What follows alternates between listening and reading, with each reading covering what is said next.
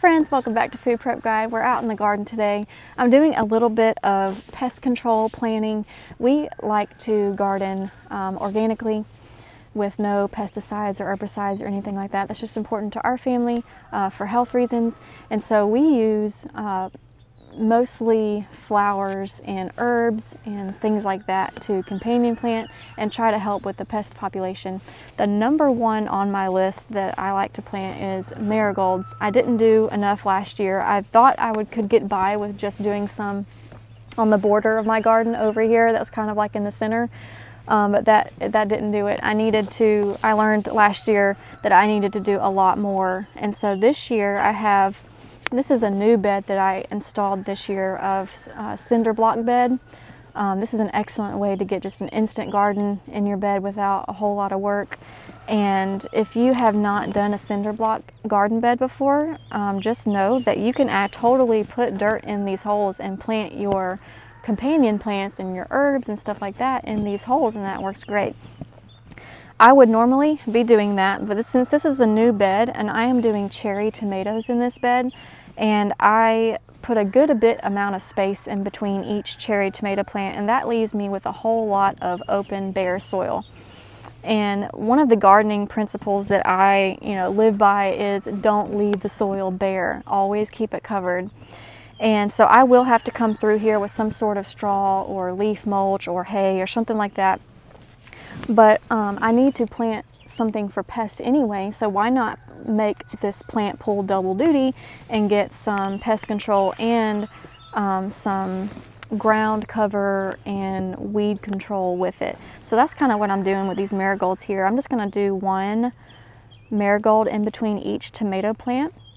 Marigolds are extremely odorous and bugs don't like the odor of marigolds, and that's why they're such good at helping to prevent pests.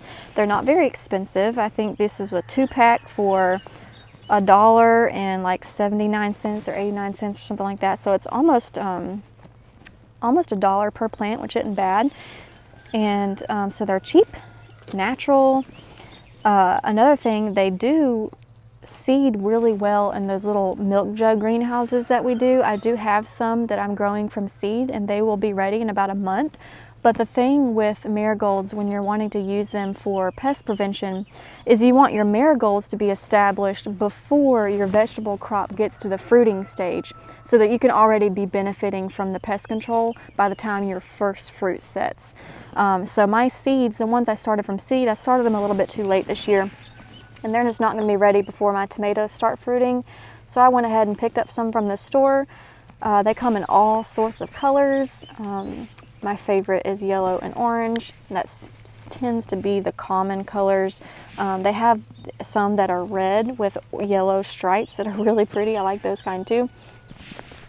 But you can just space these out. They're not very heavy feeders, so you can space them pretty close together. In fact, when I transplant the ones that I seeded, I'm just going to transplant them using the hunk method or the chunk method, which is where I'm just going to cut off a little chunk of the milk jug and plant that, I'm going to cut out a chunk of the marigolds that are inside the milk jug and plant that in a clump, and it might have 7 or 8 actual marigold little seedlings in there, and that's fine. I can come back and trim back any that I need later, but this is just an excellent way to get some pest control in your garden naturally.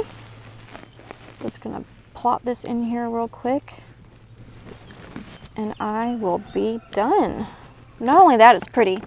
When you're vegetable gardening, a lot of the vegetables are certainly pretty to watch, but it's always nice to put in some pops of color and just something that's a little pretty in your garden too. Okay guys, see you on the next video. Bye.